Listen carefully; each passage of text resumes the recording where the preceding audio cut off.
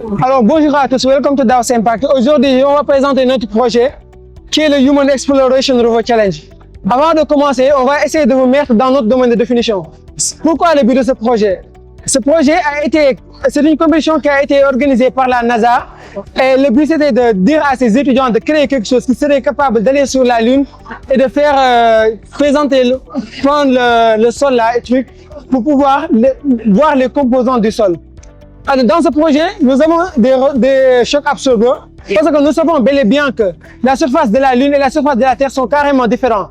La surface de la Lune est irrégulière. Tout ce qu'on a ici, c'est irrégulier. Par contre, la surface de la Terre est plate. Donc, pour réussir à faire cela, nous avons déjà mettre des chocs absorbeurs, autrement dit des amortisseurs. Les amortisseurs, c'est ça qui fait en telle sorte que ça va essayer d'amortir et de récupérer le choc qu'on va recevoir ici et aussi qu'on va recevoir ici.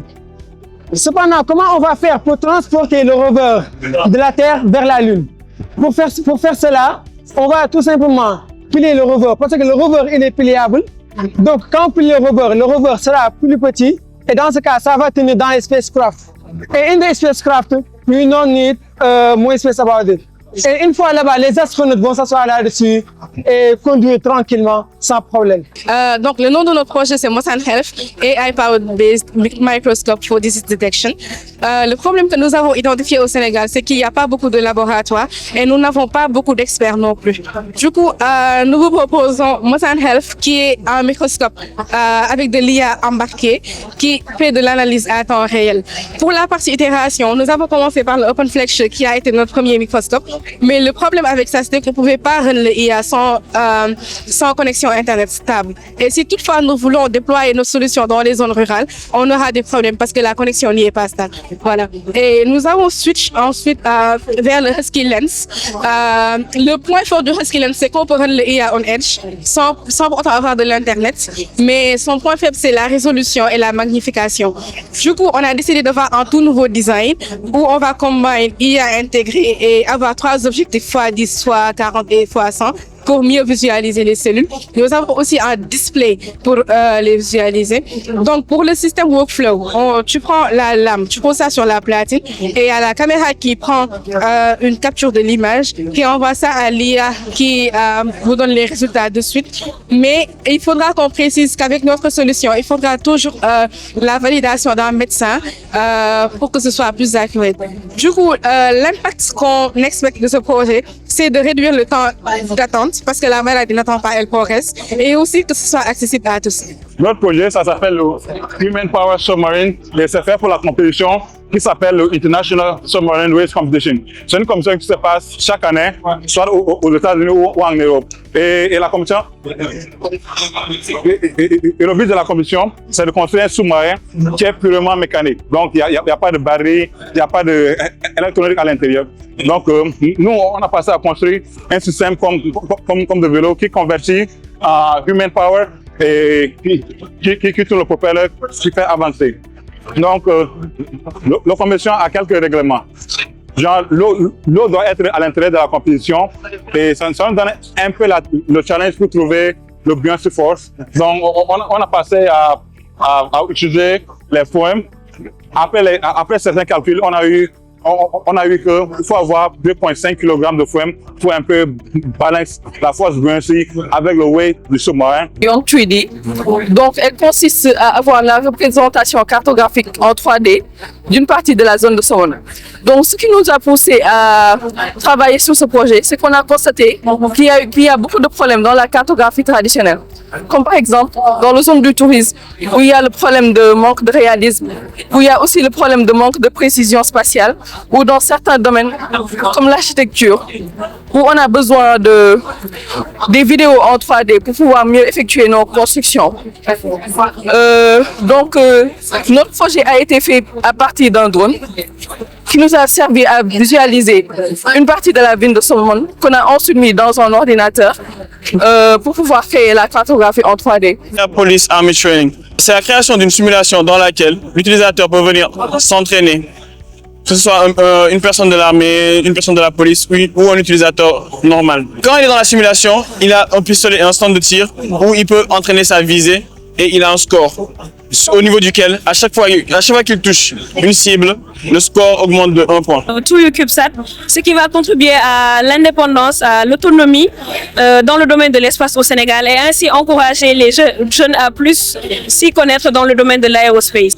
Bon, c'est le High Altitude Long Endurance qui est un drone qui est alimenté par l'énergie solaire et une batterie. Maintenant, le but c'est d'augmenter l'autonomie de ce drone pour pouvoir avoir des heures de vol plus larges. Harit est un drone agricole qui permet de scanner et donner un diagnostic des plantes, voir si elles sont en bonne santé ou elles sont malades. Il est équipé d'une caméra multispectrale, d'un GPS qui nous permet de quadriller le champ et de récupérer des informations qui seront transmises dans le site qui fera l'analyse de nos plantes. Ils nous diront à l'aide des indices s'ils sont en bonne santé ou pas. Par indice, je veux dire les indices de chlorophylle, de végétation et de stress. Sigfox Tracker, il nous permet de suivre les véhicules en temps réel, de savoir leur batterie, leur pourcentage et tout ce qui est en rapport avec le tracker.